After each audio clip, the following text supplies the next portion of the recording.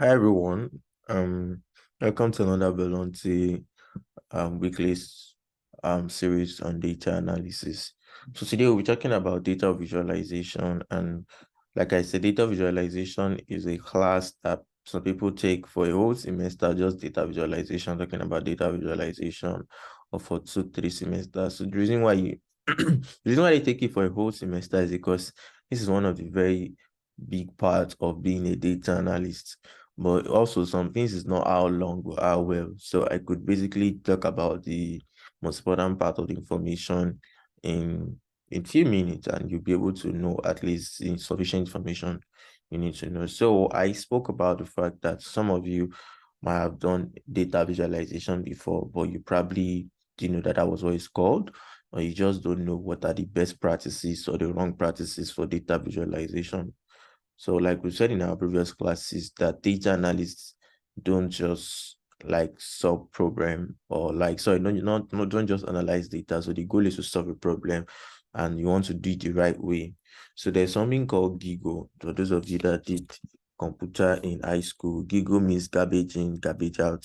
So whatever you give the data, whatever you type in your computer. So if I type in this, my computer garbage out this, my computer won't, no matter how smart my computer is, it would not say, oh, because of I typed that, it's going to correct it. Right now they are like auto correction right now, but that is if you are close to, and I do, if I do this, it might help me correct the first.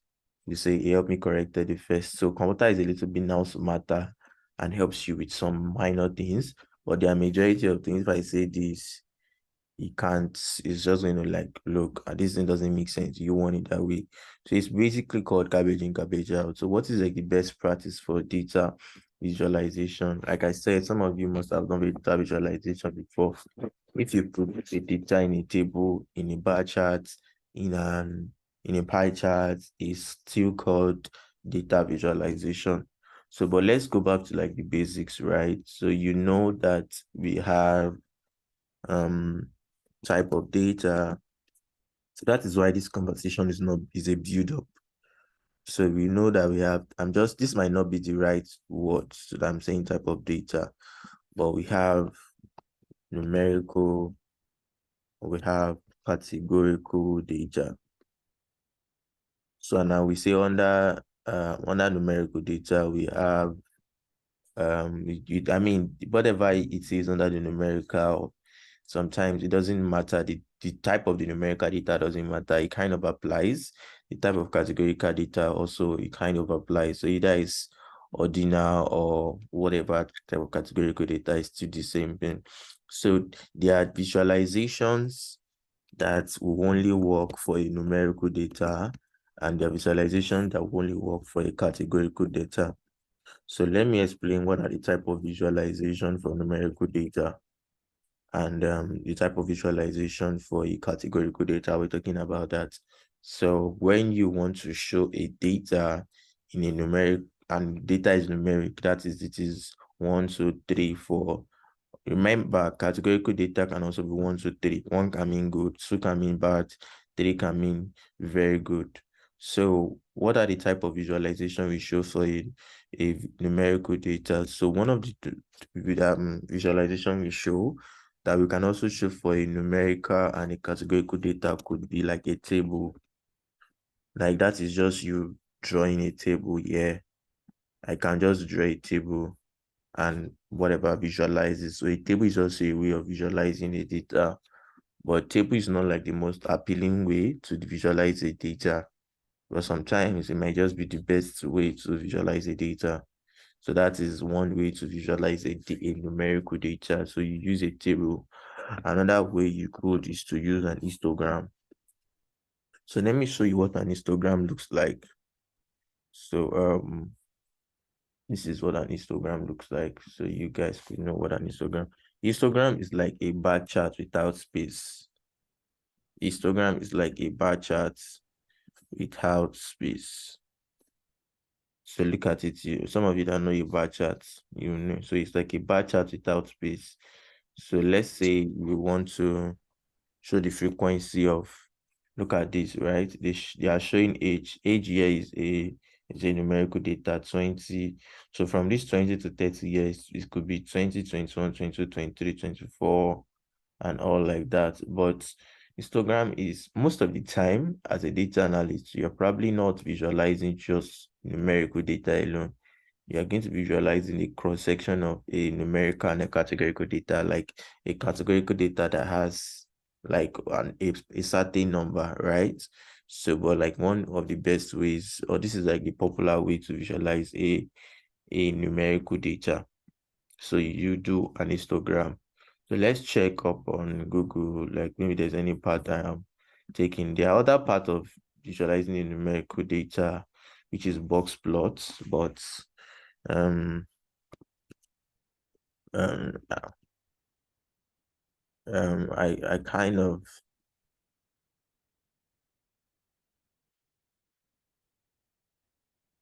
say yeah, this is a box plot or a scatter plot. Okay, it's a different thing. Let me write it. I'm gonna explain what a scatter plot is, but it's all these ones that are kind of high level and all. So the scatter plot. So right, you don't, as a data analyst, you don't wake up and say, oh, I feel like using a box plot. I feel like using a table. I feel like using an histogram. So there's a place you have to use it. Best way to visualize numerical data, bar charts. What are you guys saying? Numerical data. So yeah, there really not many options in visualizing like a numerical data. So it says scatter plots. Yeah, most of them are like, okay, there's also an heat map, a box plot, a line chart. This is violin plot. Okay, violin plot is a categorical. Line chart is a categorical. Heat map is categorical also. So, but like what I would do is, my goal is not to mention, like I said, this is a whole semester course. I just want to mention the most important ones that people use on a day-to-day basis. And by yourself, you could stumble on other ones. So for like a histogram is basically, example is, I'm going to be asking questions that you want to see like the distribution of the age. So let's say is age, right? We have EGA, people is 20, 21, 22. So you want to see how many numbers are 20, how many numbers are 22. So like the histogram is, like I said, histogram is like a bar chart. The only difference between an histogram and a bar chart is that a bar chart have spaces in between the bars. Histogram don't have spaces. And the reason why histogram don't have spaces because they are continuous. So it could be anything. It could be like, let's say height. So if you want to show an height, so the height is going to converge, like maybe most majority of people are going to be like in the middle together. So like there's just that's one of the ways to visualize a numerical data. Also another thing could be like you just showing like the average, the measure of central tendency, just doing the measure of central tendency.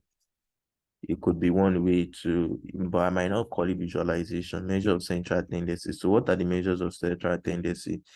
Measures of central tendencies. It could be as simple as you doing mean, median, mode. So there's also like what's this thing? Mean, median, mode, standard deviation, all of those ones. So for major ones are like the mean, median, mode. So you can just find what is the mean of the data. You're also visualizing it, or you're telling people, okay, the mean age is this, the median age is this, the mode is you interpreting. So you look at, like you do projects, you look at how people visualize data. So and you try to implement it in your own space. So histogram is you just want to show how it is much. Now a scatter plot is if you want to visualize two numerical data together. Two numerical data together. So this goes to the point of correlation. I don't know if in your learnings we've sent you learning on correlation, but basically correlation is trying to check the relationship between two variables or two or more variables, but like specifically like two variables. So you can try to say, is there a correlation between Nigerians and let me use something very, very specific. Is there a correlation between somebody's education and somebody's income? So what we can now do is that's categorical. let's say somebody's income and somebody's height. This is a numerical data, right? Height could be 5.2 and income could be like 10,000. So we are trying to make an hypothesis. So that means, you have most times in trying to do correlation. That's when I mention correlation, I'm talking in relation to scatter plots. Correlation is a different thing. Correlation is basically, so let me see what correlation is. Correlation is trying to find the relationship between two numerical data. If you want to find the relationship between two categorical data, that is called something else. Let me not mention that now. So correlation is trying to find the relationship between two numerical data. This is not the standard definition, but this is a simple definition. So let's say, and when you have income, you're not just going to have one single income. You're going to have different data points. You're going to have, let's say, 5,000. You're going to have 3,000. So let's say for right now, this person is height is 6. This person height is 4. And this person height is 3. It's 3. That means this person 10,000. Person that ain't 10,000 is the height is 6. Yeah, this person that ain't 5,000, the height is 4. This person that ain't 3,000, the height is 3. So one thing you can see that there's a pattern. As the higher the height, the higher the income. So you can then do a correlation, and in mathematics, we can quickly do this correlation. I'm not going to do it, and it's going to tell you if this is a positive correlation. If this is a positive correlation, so most likely looking at this is going to be positive correlation. It's saying that as height increases, income also increases. If it's a negative correlation, it would be that this would be 3, 5. See, so this is saying as income increases, height decreases. So that means short people are earning more. So, but let's leave it to the one that was there before. So that is negative. You see, it's that negative or positive. So it could be negative or positive. Sometimes it might not be negative. Sometimes it can just be slant because you have a lot of data points. So it doesn't work just doesn't work just having you can clearly see it this way. So you can with correlation, with correlation, you just type call equals to COR in Excel, and it helps you do the correlation. To learn for that, you can go to YouTube how to do correlation. So in your company, in your organization, somebody wants to say what's the relationship between two variables. I'm going to talk about this more next month, but I just want to branch in it a little bit. So this is you're checking a correlation. Now, one way to visualize is now to visualize it with a scatter plot. So let me show you what a scatter plot looks like. So a scatter plot would show you scatter plots. Let me show you this one. Let me see. Sales. So what this company is saying is that as temperature increases, their sales also increases. Maybe they sell maybe water or umbrella. God knows what they are selling. Ice cream. Do you see right now?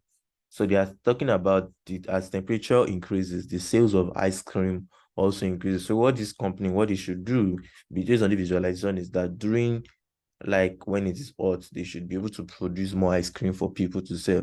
So this is when you do a correlation, it's going to tell you the exact correlation figure. So if it's correlation between 0 to 1. So if it is let's say from 0.7, 0.6, 0.8 is a very strong correlation. So it means this thing is very slant. And if it's less than let's say 0.1, 0.2, 0.3, it is a weak correlation. If it's 0.5, 4, 6, it's a moderate or correlation. So it could now be negatively moderate, positively moderate, or positively strong. So this looks like it's a positive. You see, it's going this way. So far it goes this way, it is positive. If it goes this way, it is negative. So let me show negative correlation. Okay, this is it. So this one here, look at it, negative, positive, negative, positive. So when it's going up higher, I mean, everything is going higher. So whatever direction you want to see, this is a strong positive correlation because the line looks like very straight, but this is a moderate because it's scattered everywhere. But like the goal is not for you to understand correlation or whatever scattered. I'm just saying one way to kind of visualize a numerical data is to do a scatter plot. So you just want to see what is the relationship between two numerical data. Box plots, people don't use it a lot. It's like an advanced way of visualizing numerical data. So it is like, so let me show you for also, let me use income again. Let's say for income. So you remember I spoke about outlier last week. Box plot is a very faster way for you to be able to visualize outlier without using any interquartile range. So if you do a box plot for a number, so let's say we have income is 10,000 and somebody has 5,000, 6,000, 7,000, one is 3,000, and this one is 1. This one is 10. If you do a box plot is going to show you how that this 10,000 and this one is out of the range. It's going to show you, like, you're going to see it. It's like a very, it's just basically trying to see a numerical data.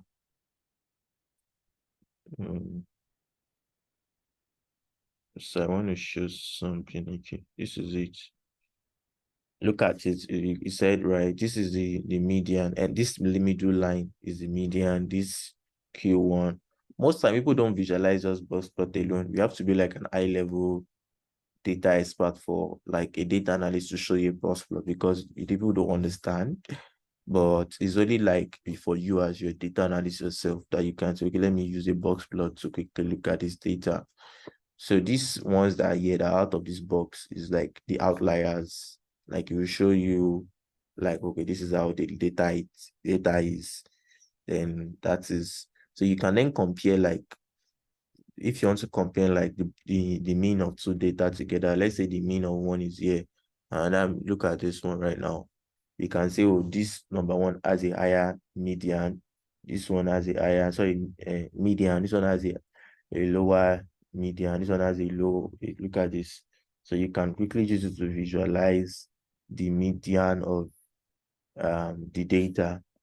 So, but these ones are high level. So like I said, most people don't, numerical data is not like the hotspot for visualizing the data. So just know that measure of central tendencies, which is mean, median, mode, is one of the best ways, and histogram. That is the two major ones. All of these ones are like high level. You probably might not show people a box plot in the visualization. Visualization. So then the next one is, how do we then visualize a categorical data? So visualize a categorical data. This is like interesting part. So visualizing a categorical data is, you could have a pie chart. Now, pie chart, you need to be wary of a pie chart. People only use a pie chart. Now, pie chart is, you can use a pie chart if you have, remember, I'm using some statistical terms right now because those are the terms. So if let's say I say, what is your let me use the word sex. Those are two different concepts. Sex. So sex is the categorical data. So we have male and female, right? I mean, at least in the general term we know. Now, in this categorical data, this has two levels. So it has male and female. So now remember, when I use the word levels in a categorical data can have 3, 4, 7 levels. If I say your state of origin, states, let's say if you have 50 states, in the US there are 50 states, that is, you have 50 levels. If you have 36 states, that means you have 36 levels. So you can have a lot of levels, you can have few levels. So when you have a lot of levels, pie chart is the wrong data visualization. So it is, if you have like 6, 5, 6 is even much, like 4, 5, that is when you can use a pie chart. So let me show you example. Remember I spoke about I said I was going to speak about like the wrong practices. So let me show you the best practice of use of a pie chart. And you will see So you can visualize the data with the pie chart. We just look at this. Look at this, right? So it's just, but now imagine, let's do this. This is a wrong way of visualizing a pie chart. Look, this is what population in 2021. You cannot even understand, like, what do they mean. You're like, the colors look too identical. So this is a wrong. You can't say, oh, I'm a data analyst, I've visualized today. I feel like using a pie chart. No, today, because I'm using bar chart, I don't use bar chart again. Let me use a pie chart. 1 second, please. I need to charge my laptop.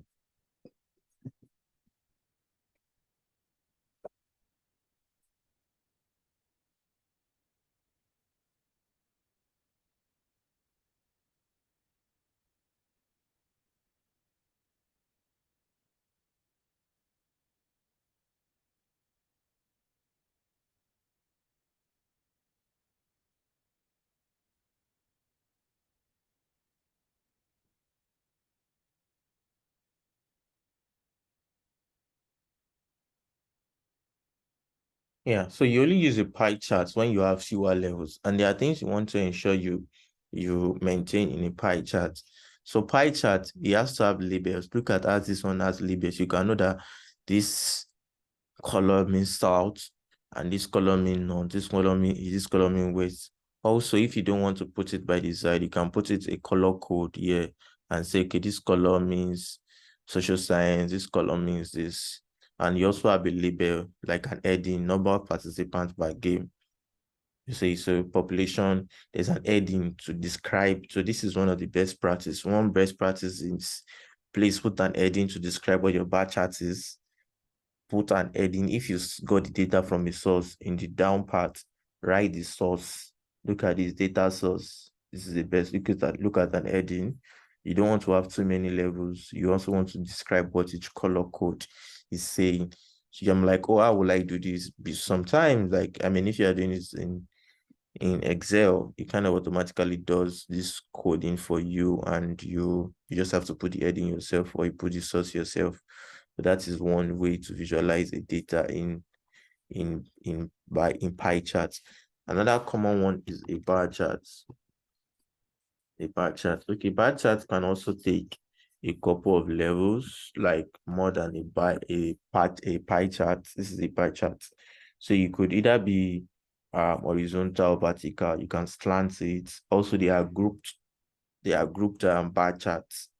So that's a little bit high level for now. But look at this. This is a group bar chart.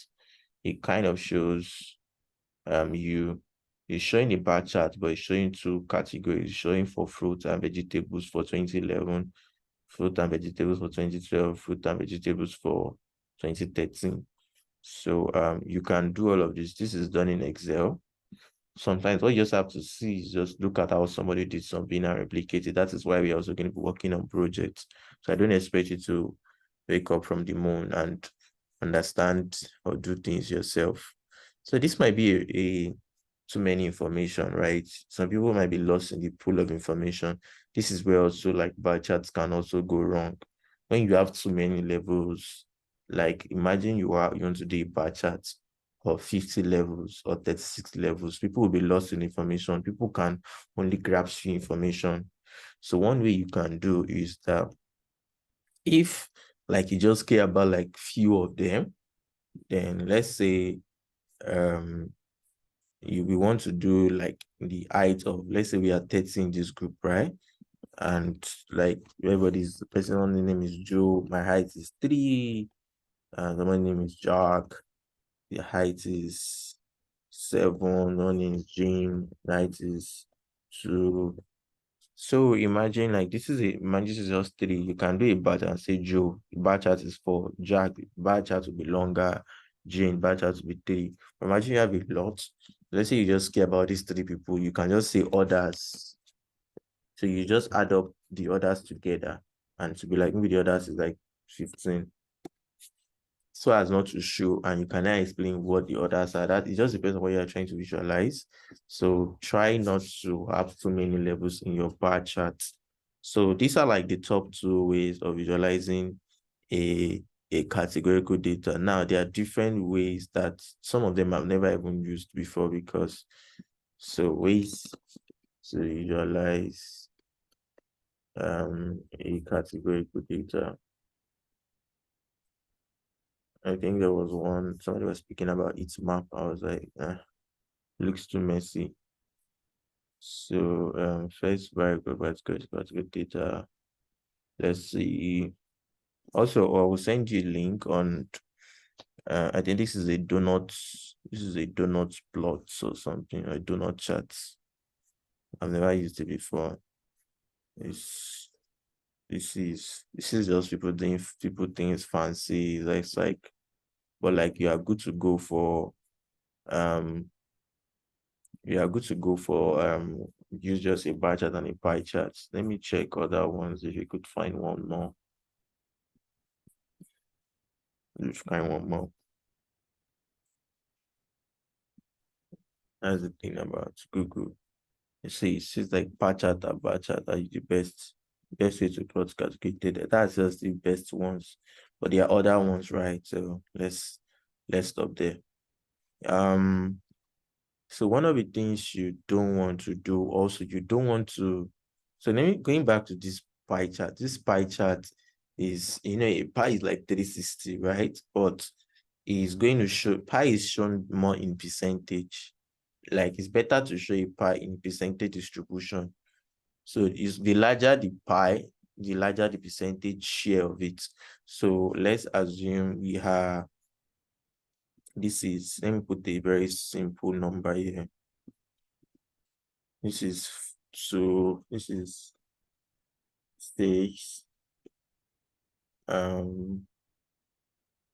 14, okay, 6, 3, 2, 5, this will be 10, this will be, I'm gonna do 5%, okay, 10, 6, 4. If you add this up, it's going to give you 20. But if you are going to do a percentage distribution, this is going to be 5%. This is going to be 3%. And this is going to be 2% of the whole data.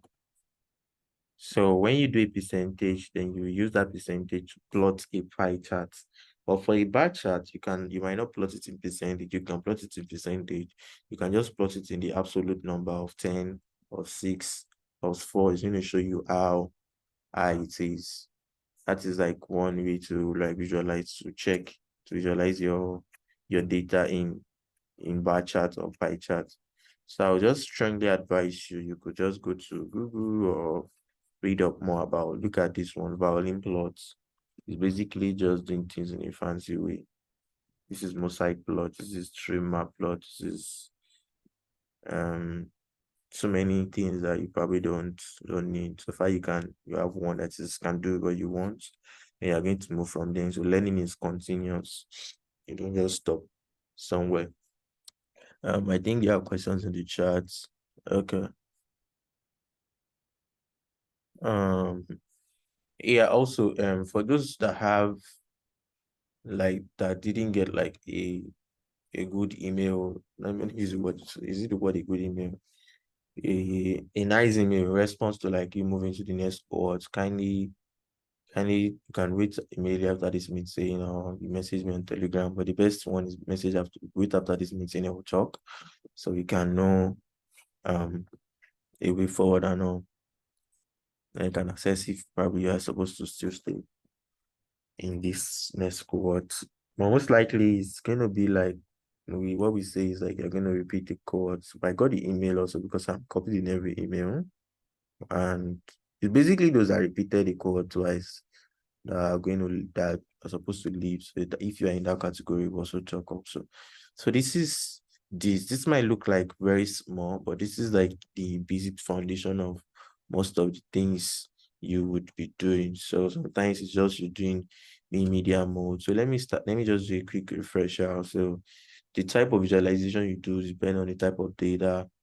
So most times it's a cross of categorical and numerical, and you you either do a table. You can also do a table for a categorical data, and you can just show it in the table, and that's like how you want to show it. Or you can just show an histogram or scatter plot, a box plot, and explain correlation in a bit. Now, if you want to check a relationship between two categorical data, like I said, for correlation, for numerical data, to check a relationship between two numerical data is using a correlation. If you want to check a relationship between two categorical data for visualization and all, you can use a chi-square. Now, this is just one of the many ways to check relationship. It's basically trying to find relationship between two categorical data. So you're like, all these things are statistics, but that's the truth about it. Chi-square. What does a chi-square look like? Chi-square. Chi-square is just a table. Chi-square test is like a table. Kind of just shows you a table, and it's going to tell you, oh, if there's a relationship or not. Let me just check data visualization images. I just want to be sure I'm not missing out anything. You see, this is just showing too many things that it looks like they are the same. Trying to find if there's anyone that people use often. But as at now, this is the one people use often. So let me kind of stop there, stop recording, and I will ask